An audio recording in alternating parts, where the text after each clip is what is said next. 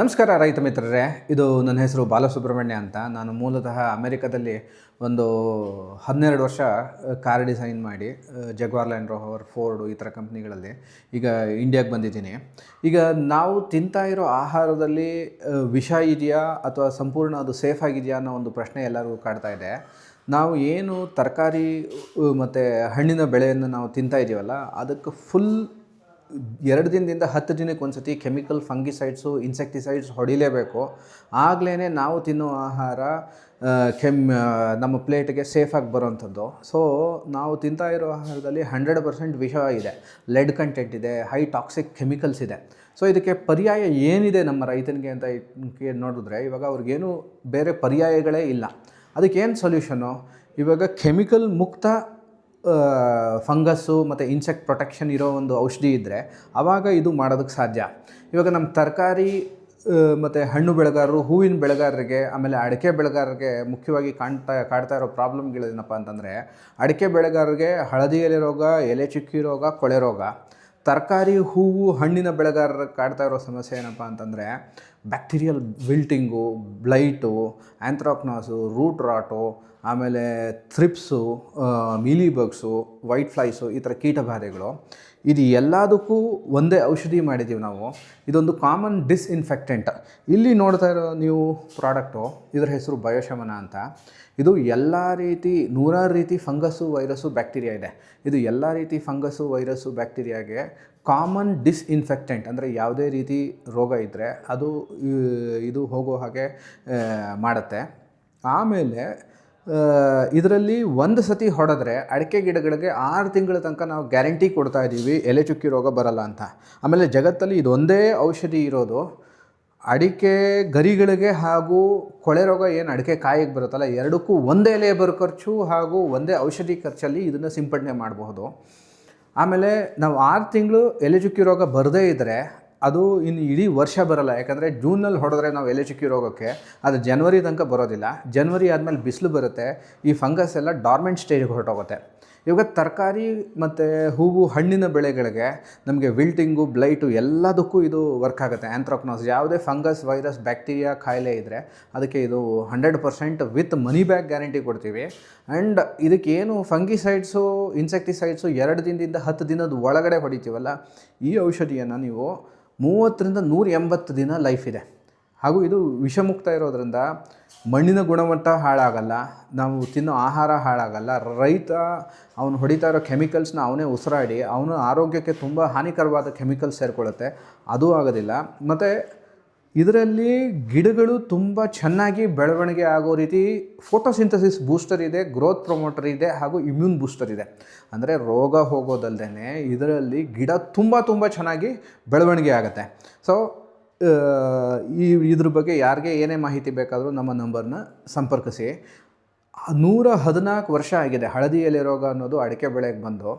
ಅದಕ್ಕೆ ಇದು ಒಂದೇ ರೋಗ ನಾವು 15 ದಿವಸದಲ್ಲಿ ವಿತ್ ಮನಿ ಬ್ಯಾಕ್ ಗ್ಯಾರಂಟಿ ಕೊಡ್ತಾಯಿದ್ದೀವಿ. ಹಳದಿ ಎಲೆ ರೋಗಕ್ಕೆ ಇಡೀ ಜಗತ್ತಲ್ಲಿ ನಮ್ಮ ಔಷಧಿಯಲ್ಲಿ ಮಾತ್ರ ಇದುವರೆಗೂ ಪರ್ಮನೆಂಟ್ ರಿಸಲ್ಟ್ ಸಿಗ್ತಾ ಇರೋವಂಥದ್ದು. ಸೊ ಈಗ ಕೀಟಗಳಿಂದ ಯಾವ್ಯಾವ ಬೆಳೆಗೆ ಏನೇನು ಪ್ರಾಬ್ಲಮ್ ಬರುತ್ತೆ? ಈಗ ಥ್ರಿಪ್ಸು, ಮೀಲಿ ಬಗ್ಸು, ಆಮೇಲೆ ವೈಟ್ ಫ್ಲೈಸು, ಮೈಟ್ಸು, ಇದೆಲ್ಲ ತರಕಾರಿ, ಹೂವು, ಹಣ್ಣುಗೆ ಅಟ್ಯಾಕ್ ಆಗುತ್ತೆ. ಎಸ್ಪೆಷಲಿ ಥ್ರಿಪ್ಸ್ ತುಂಬ ದೊಡ್ಡ ಪ್ರಾಬ್ಲಮ್ಮು. ನಮ್ಮ ಟೊಮೆಟೊ ಬೆಳೆಗಾರರಿಗಾಗ್ಬೋದು, ಚಿಲ್ಲಿ ಬೆಳೆಗಾರರಿಗಾಗ್ಬೋದು, ಎಲ್ಲ ರೀತಿ ತರಕಾರಿಗಳಿಗೆ ತುಂಬ ಥ್ರಿಪ್ಸ್ ಸಮಸ್ಯೆ ಇದೆ. ಈ ಔಷಧಿ ಹೊಡೆದ್ರೆ ಇದೊಂದು ಬ್ಯಾಕ್ಟೀರಿಯಾ ತಂತ್ರಜ್ಞಾನ ಇದೆ ಇದರಲ್ಲಿ. ಸೊ ಇದು ನಿಮಗೆ 30 to 180 ಡೇಸ್ ಎಫೆಕ್ಟ್ ಸಿಗುತ್ತೆ. ಇದು ಲೈವ್ ಬ್ಯಾಕ್ಟೀರಿಯಾ ಕೊಡ್ತಾ ಇರೋದ್ರಿಂದ ಇದು ಗಿಡದ ಮೇಲೆ ಬೆಳೆಯುತ್ತೆ ಈ ಬ್ಯಾಕ್ಟೀರಿಯಾಗಳು. ಹಾಗಾಗಿ 6 ಮಂತ್ಸ್ ಪ್ರೊಟೆಕ್ಷನ್ ಕೊಡುತ್ತೆ.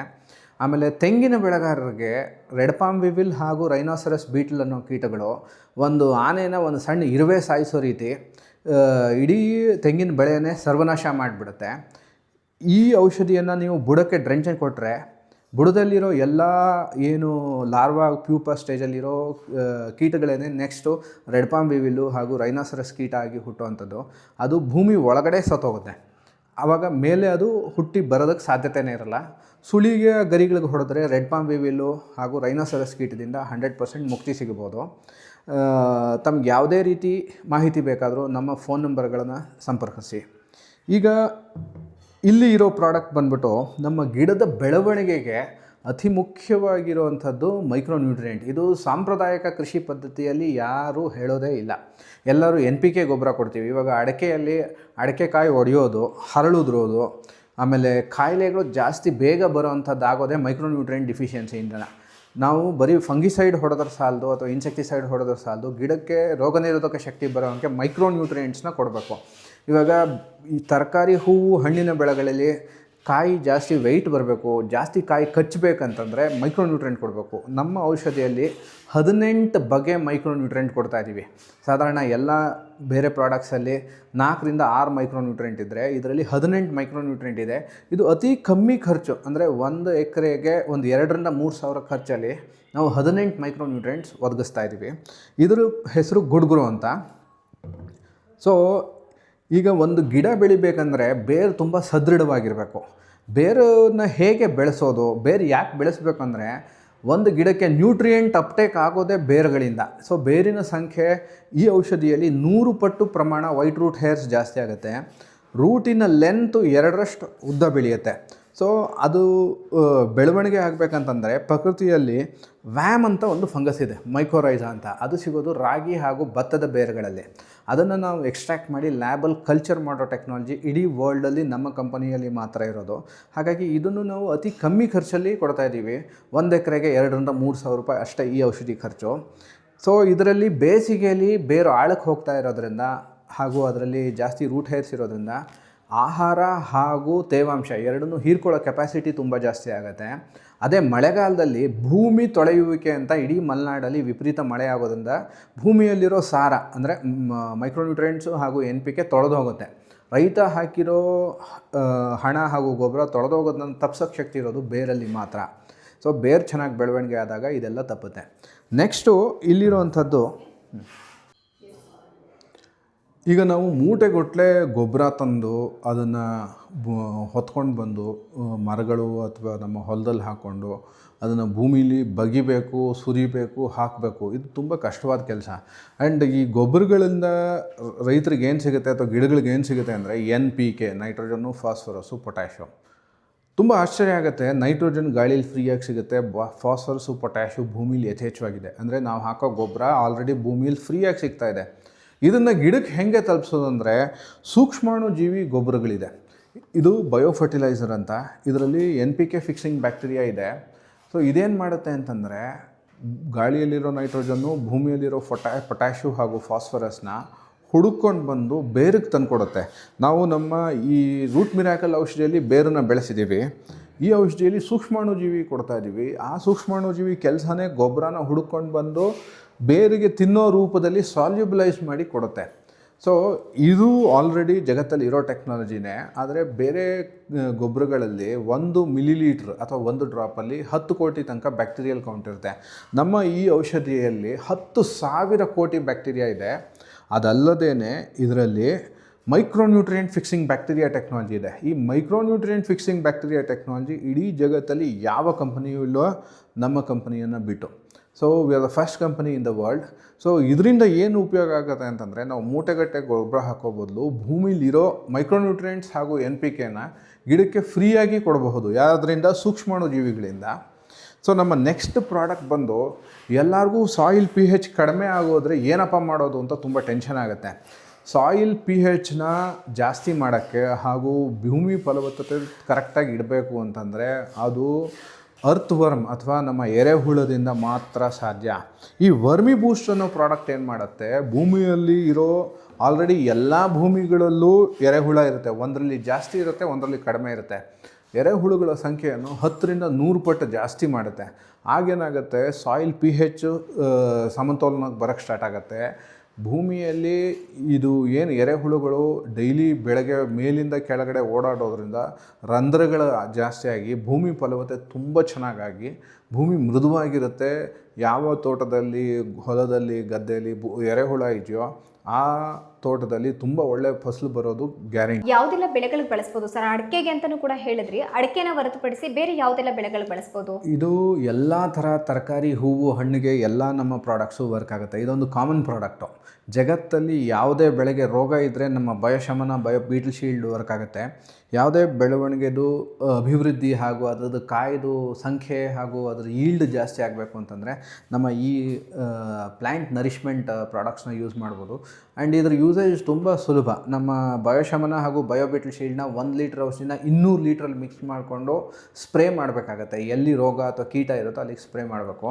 ನಮ್ಮ ಬೆಳವಣಿಗೆ ಔಷಧಿಗಳನ್ನು ಬುಡಕ್ಕೆ ಡ್ರೆಂಚಿಂಗ್ ಕೊಡಬೇಕು. 1 ಲೀಟ್ರನ್ನ 200 ಅಥವಾ 400 ಲೀಟ್ರಲ್ಲಿ ಮಿಕ್ಸ್ ಮಾಡಿಕೊಂಡು ಒಂದು ಎಕರೆಗೆ ಆಲ್ಮೋಸ್ಟ್ 1 ರಿಂದ 1.5 ಲೀಟ್ರ್ ಪ್ರಾಡಕ್ಟ್ ಆಗುತ್ತೆ. ಸೊ ಇದನ್ನ 400 ಅಥವಾ 600 ಲೀಟ್ರಲ್ಲಿ ಮಿಕ್ಸ್ ಮಾಡಿಕೊಂಡು ಇಡೀ 1 ಎಕರೆ ಹೊಲಕ್ಕೆ ಅಥವಾ ತೋಟಕ್ಕೆ ಹಾಯಿಸಿದ್ರೆ ಆಯಿತು. ಡ್ರೆಂಚಿಂಗ್ ರೂಟ್ಗೆ ದೊಡ್ಡ ದೊಡ್ಡ ಗಿಡಗಳಿಗೆ ಕೊಡಬಹುದು, ಇಲ್ಲ ಡ್ರಿಪ್ಪಲ್ಲಿ ಕೊಡಬಹುದು, ಹೇಗೆ ಬೇಕಾದ್ರೂ ಮಾಡ್ಕೋಬೋದು. ಆಲ್ ಓವರ್ ಕರ್ನಾಟಕ ಡೆಲಿವರಿ ಕೊಡ್ತೀರಾ ಅಥವಾ ನಿಮ್ಮ ಆಫೀಸ್ಗೆ ಬರಬೇಕಾ, ಹೇಗೆ ಸರ್? ಇದು ಎಲ್ಲಿ ಬೇಕಾದ್ರೂ ಕರ್ನಾಟಕ ಅಥವಾ ಇಂಡಿಯಾದಲ್ಲಿ ನಾವು ಟ್ರಾನ್ಸ್ಪೋರ್ಟ್ ಮುಖಾಂತರ ಅಥವಾ ಕೊರಿಯರ್ ಮುಖಾಂತರ ತಲುಪಿಸ್ತೀವಿ. ಸೊ ಅಥವಾ ನಮ್ಮ ಆಫೀಸಿಗೆ ಬೇಕಾದರೂ ಬಂದು ನಮ್ಮಲ್ಲಿ ಮಾಹಿತಿ ಪಡೆದು ತೊಗೋಬೋದು. ಸರ್, ನಿಮ್ಮದು ಆಫೀಸ್ ಬ್ರಾಂಚಸ್ಸು ಬೆಂಗಳೂರಲ್ಲದೆ ಬೇರೆ ಕಡೆನೂ ಇದೆಯಾ? ಇಲ್ಲ, ಇದು ನಾವು ಬರೀ ಯಶವಂತಪುರದಲ್ಲಿ ಮಾತ್ರ ಇದ್ದೀವಿ. ಕೆಲವು ನಮ್ಮ ಡೀಲರ್ಸು ಬೇರೆ ಕಡೆ ಕರ್ನಾಟಕದಲ್ಲಿ ಕೊಡ್ತಾ ಇದ್ದಾರೆ. ಸೊ ಅವ್ರನ್ನ ಬೇಕಾದ್ರೂ ಸಂಪರ್ಕಿಸ್ಬೋದು ಅಥವಾ ನಮ್ಮನ್ನು ಬೇಕಾದ್ರೂ ಸಂಪರ್ಕಿಸ್ಬೋದು. ಇದರಲ್ಲಿ ಮೂಲ ಏನಾಗುತ್ತೆ ಅಂದರೆ ಯಾವ ಥರ ರೋಗ ಇದೆ ಅಂತ ಫಸ್ಟು ಕಂಡುಹಿಡ್ಕೋಬೇಕು. ಗಿಡಕ್ಕೆ ಏನು ಬೇಕು ಅದನ್ನು ತಿಳ್ಕೋಬೇಕು ಅಂತಂದರೆ ನಮ್ಮ ಸೈಂಟಿಸ್ಟ್ ಟೀಮ್ ಇದೆ. ಸೊ ಫಸ್ಟು ನಮ್ಮನ್ನು ಕಾಂಟ್ಯಾಕ್ಟ್ ಮಾಡಿ. ನಮ್ಮ ಸೈಂಟಿಸ್ಟ್ ಟೀಮು ಅದು ಕೀಟಬಾಧೆನ, ಫಂಗಸ, ವೈರಸ, ಬ್ಯಾಕ್ಟೀರಿಯಾನ ಏನು ಸಮಸ್ಯೆ ಅಂತ ಚೆಕ್ ಮಾಡಿ ಹೇಳ್ತಾರೆ. ಆಮೇಲೆ ತಾವು ಅದನ್ನು ಪಡ್ಕೋಬೋದು. ಸೊ ಇವಾಗ ಕರ್ನಾಟಕದ ಯಾವುದೆಲ್ಲ ಭಾಗದಿಂದ ರೈತರು ಖರೀದಿ ಮಾಡ್ತಾ ಇದ್ದಾರೆ ಸರ್? ಇವಾಗ ಎಲ್ಲ ಮಲೆನಾಡು ಬೆಲ್ಟಲ್ಲಿ ಎಲೆ ಚುಕ್ಕಿ ರೋಗ, ಹಳದಿ ಎಲೆ ರೋಗ, ಕೊಳೆ ರೋಗ ಇದೆ. ಸೊ ಅದಕ್ಕೆ ಆಲ್ರೆಡಿ 8,000 ರೈತರು ನಮ್ಮ ಪ್ರಾಡಕ್ಟ್ನ ಯೂಸ್ ಮಾಡಿದ್ದಾರೆ. ಅದಲ್ಲದೆ ಬಯಲುಸೀಮೆ ರೈತರು ಎಲ್ಲ ಥರ ಕೋಲಾರ ಆಗ್ಬೋದು, ಮುಳಬಾಗ್ಲಾಗ್ಬೋದು, ಹೊಸಕೋಟೆ ಆಗಬಹುದು, ಈ ಥರ ಎಲ್ಲ ತರಕಾರಿ, ಹೂವು, ಹಣ್ಣಿನ ಬೆಳೆ ಎಲ್ಲಿ ಬೆಳೀತಾರೋ ಅಲ್ಲೂ ಕೂಡ ಕೆಲವರು ಆಲ್ರೆಡಿ ಇದನ್ನು ಯೂಸ್ ಮಾಡ್ತಾ ಇದ್ದಾರೆ. ಸೊ ಇದು ಪ್ಯೂರ್ ಆರ್ಗ್ಯಾನಿಕ್ ಹೇಗೆ ಸರ್? ಹೌದು, ಇದು ನ್ಯಾನೋ ಟೆಕ್ನಾಲಜಿ ಪ್ರಾಡಕ್ಟ್ ಏನಂದರೆ ಇದು ತುಂಬ ಅತಿ ಸೂಕ್ಷ್ಮ ಕಣಗಳು ಗಿಡದ ಗರಿಗಳ ಮೇಲೆ ಅಥವಾ ಎಲೆಗಳ ಮೇಲೆ, ಕಾಯಿ ಮೇಲೆ ಹೋದಾಗ ಅದು ಅಬ್ಸಾರ್ಬ್ ಮಾಡಿಬಿಡುತ್ತೆ. ಇದು ಯಾವುದೇ ಕೆಮಿಕಲ್ ಮುಕ್ತ ಪ್ರಾಡಕ್ಟು. ಇದು ಪ್ಯೂರ್ ಆರ್ಗ್ಯಾನಿಕ್ ಅಂತ ಹೇಗೆ ಹೇಳ್ತೀರಾ? ಇದು ನಮ್ಮ ಅಗ್ರಿಕಲ್ಚರ್ ಡಿಪಾರ್ಟ್ಮೆಂಟು ಸರ್ಟಿಫೈಡ್ ಇದೆ, ನಾನ್ ಕೆಮಿಕಲ್ ಸರ್ಟಿಫಿಕೇಷನ್ ಸಿಕ್ಕಿದೆ. ಅಂದರೆ ಇದು ಬಯೋ ಪ್ರಾಡಕ್ಟ್ ಅಂತ. ಸೊ ಆ ಸರ್ಟಿಫಿಕೇಟೇ ಇದಕ್ಕೆ ಖಾತ್ರಿ, ಗ್ಯಾರಂಟಿ. ಸೊ ಎಷ್ಟು ವರ್ಷದಿಂದ ಈ ಪ್ರಾಡಕ್ಟ್ಸ್ನ ನಮ್ಮ ರೈತರು ಕೊಡ್ತಾ ಬರ್ತಾ ಇದ್ದೀರಾ? ಇದು ಆಲ್ರೆಡಿ 3 ವರ್ಷದಿಂದ ಫೀಲ್ಡ್ ಟೆಸ್ಟಿಂಗ್ ಆಗಿದೆ, 6 ವರ್ಷದಿಂದ ರಿಸಲ್ಟ್ ಇದೆ. ಸೊ ಹಾಗಾಗಿ ಯಾರು ಏನೂ ಭಯ ಪಡಬೇಕಾಗಿಲ್ಲ. ಇದು ಆಲ್ರೆಡಿ 1000 ರೈತರ ತೋಟಗಳಲ್ಲಿ ರಿಸಲ್ಟ್ ಬಂದ ಮೇಲೆ ನಾವು ಮಾರ್ಕೆಟಿಗೆ ಕಮರ್ಷಿಯಲಿ ಸೇಲ್ ಮಾಡ್ತಾ ಇರೋಂಥದ್ದು.